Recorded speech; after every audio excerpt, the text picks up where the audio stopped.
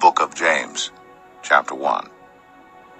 James, a servant of God, and of the Lord Jesus Christ, to the 12 tribes scattered among the nations. And so that's the indication that James, who was the brother, the physical half-brother of Jesus, who is also the author of this book, is writing to the 12 tribes scattered among the nations. So he is writing to the Jews. His audience is to the Jews.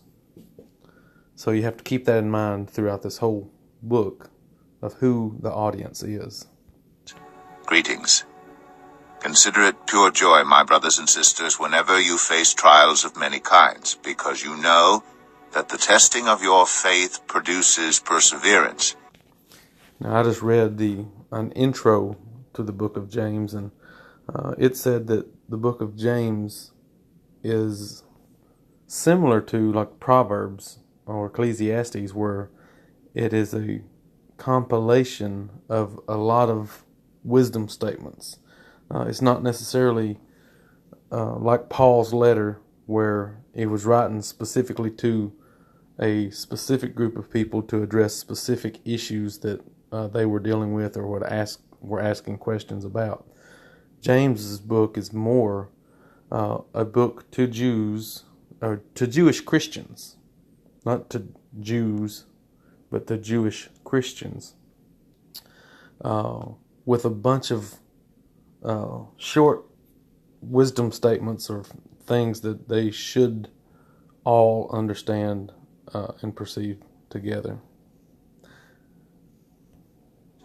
Let perseverance finish its work, so that you may be mature and complete, not lacking anything. So here he encourages them to face their trials and temptations with joy and perseverance, knowing that God has a purpose for it, trusting that God knows what they're going through and that He is working something in them or through them, that the perseverance would finish its work, or that so that God could finish what He's doing in you through these trials that you're facing, to develop your character, to make you mature and complete. If any of you lacks wisdom, you should ask God, who gives generously to all without finding fault, and it will be given to you. All right, so here it sounds like a completely different tidbit of wisdom. So point number 1 was to face trials with perseverance, knowing that God's working something in you to develop your character. Point number 2 is, if you lack wisdom, ask God, and you need to recognize where wisdom comes from. So if you have any wisdom, you should give God the glory for it, and give God the praise for any wisdom that you have. Not trust in yourself as if the wisdom came through your own study or your own independent thought processes, but recognizing that wisdom is a gift from God. But when you ask, you must believe and not doubt, because the one who doubts is like a wave of the sea blown and tossed by the wind. That person should not expect to receive anything from the Lord. Now, I think this verse 7 says, if you don't believe, that person should not expect to receive anything from the Lord. I think what he's actually saying is, don't expect to receive wisdom if you ask for it and don't think you'll get it. Because I think even a breath, even a heartbeat, is a gift from God. Every day that you live is God sustaining your life. We're not completely independent of God in anything. We are dependent on Him for every breath we take and every heartbeat that we have. So I think we would still receive breath and heartbeat as a gift from God. But here what he's saying is, don't ask for something if you don't think God can or will give it to you, if it's His will. Now, I never ask God for anything. Well, I shouldn't say never. I should never ask God for anything that is purely seeking my own will. I should always seek God's will when I ask for something. That's why he says, if you ask anything, say, let your will be done and not mine. Jesus prayed that on the cross, or before he was crucified. Your will be done and not mine. We need to have that same attitude. But we can still ask for something and know that he can and will do it if it is his will, but we need to always trust and rely on him doing his will. So, such a person is double-minded and unstable in all they do. So that's just carrying on the point of when you ask God for something in accordance with his will, you need to trust fully that if you get it, then it was God's will that you get it. And if you don't get it, it's not because he couldn't give it to you, but it's because he didn't want to give it to you at this time, or he wanted to give you something different in accordance with his will and not in accordance with your will. And I think James even points out how sometimes people ask for things for selfish reasons, and God knows the difference.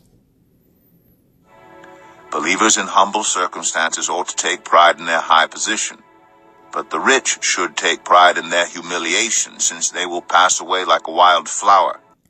So now he's going to give some advice to rich Jews, rich Jewish Christians, pointing out the importance or value of being humble or humility. We should not be prideful or take pride in our human status, or how rich we are, or how big our house is, or how big our business is, or whatever it is that you can trust in this earthly physical life, because it will all pass away. It has no lasting value. It's only really a gift from God.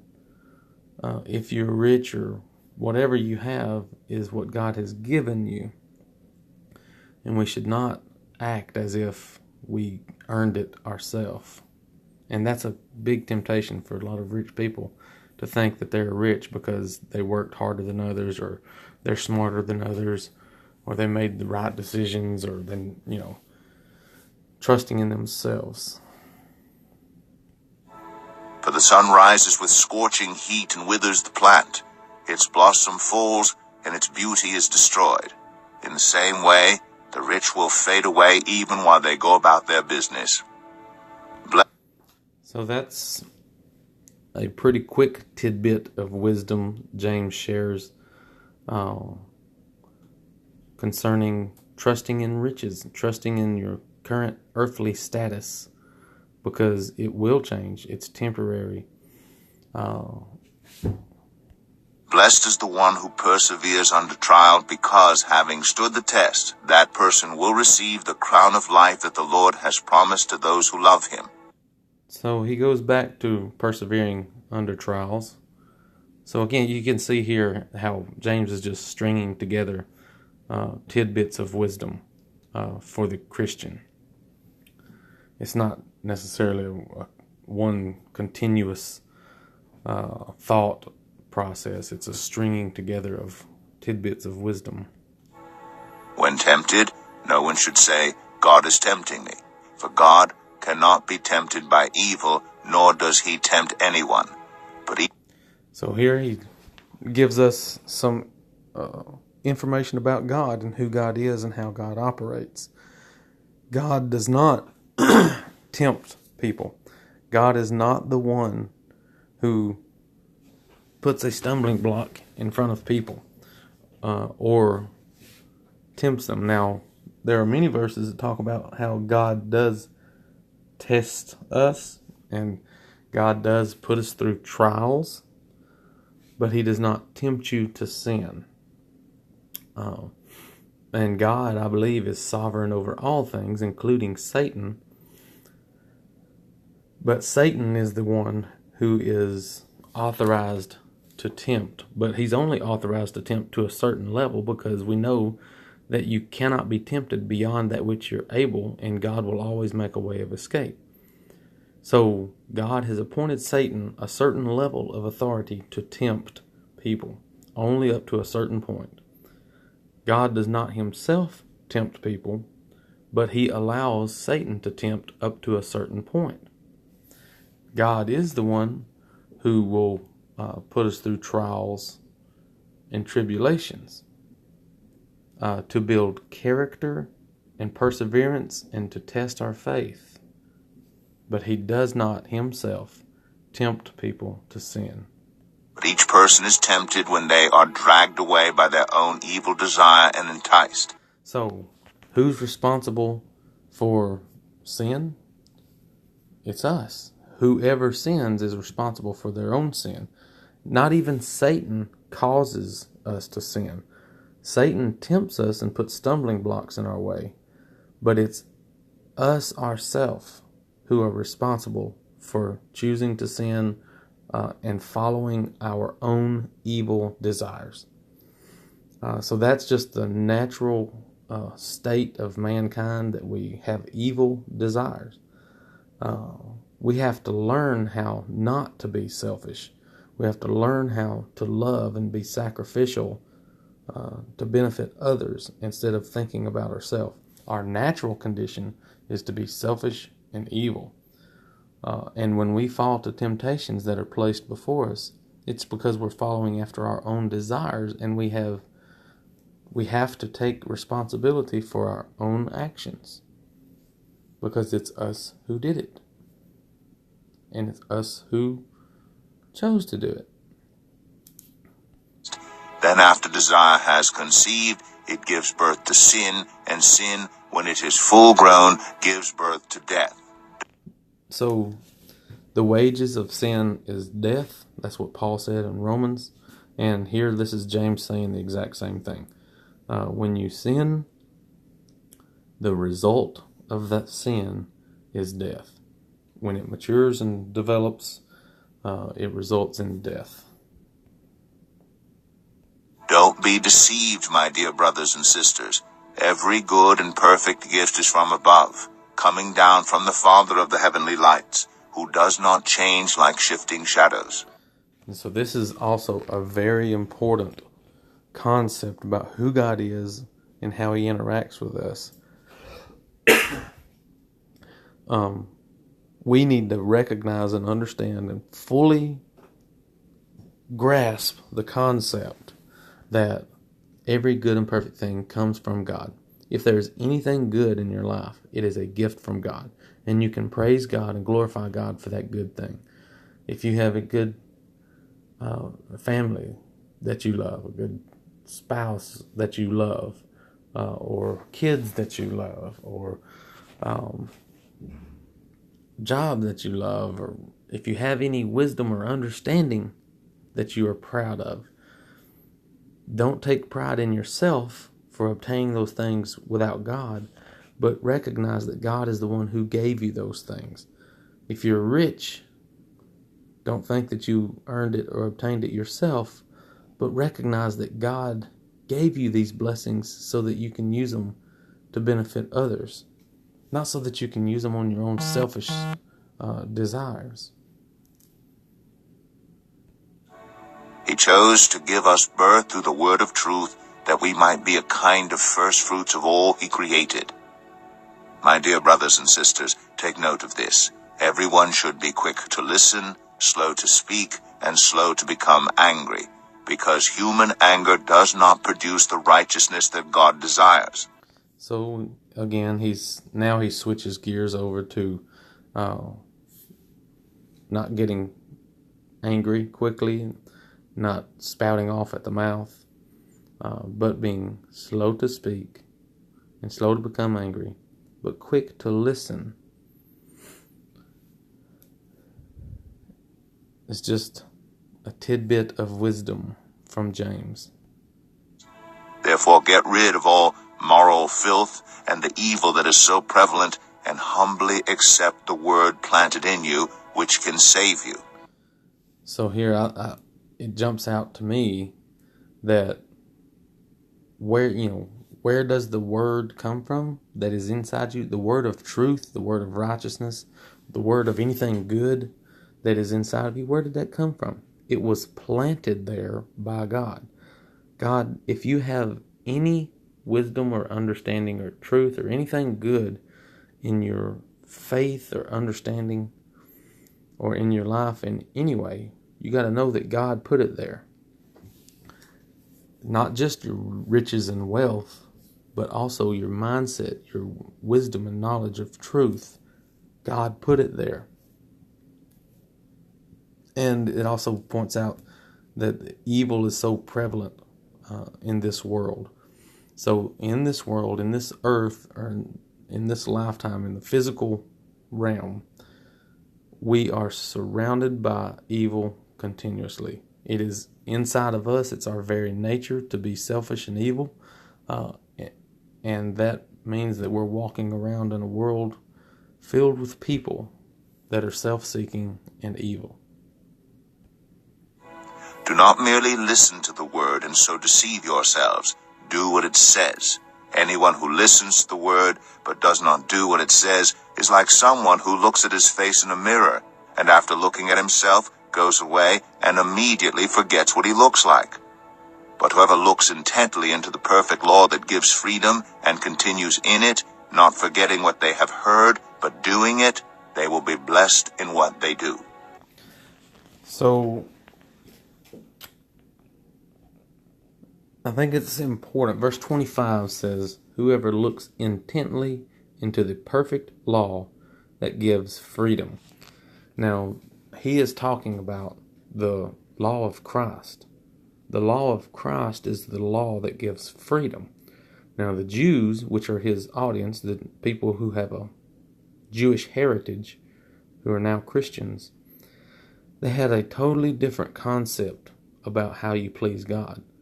They had the idea that if you offer the daily sacrifices, if you give a tenth of everything you own, if you circumcise your male children on the 8th day, and if you don't work on Saturday, then those are the things that please God. It is a list of rules that essentially bound them up in prison, because whenever you have a list of rules to follow, you are bound to keep all those laws. But Jesus brought a new law. It was the perfect law of liberty that brings freedom, that no longer would we be required to keep a list of rules in order to please God, because the old system was proof that that was an impossible way to be justified. It's impossible to be justified by our own obedience to any set of rules. So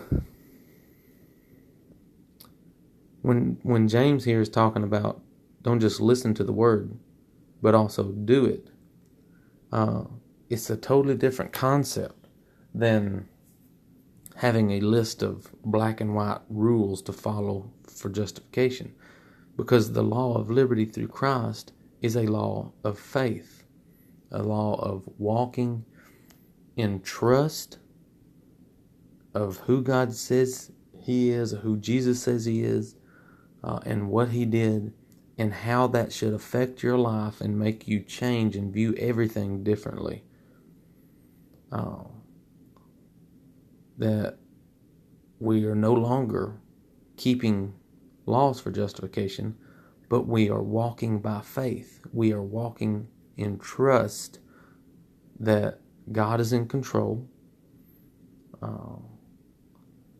and we don't have to know what the future holds because God is in control. You have to trust that God is in control.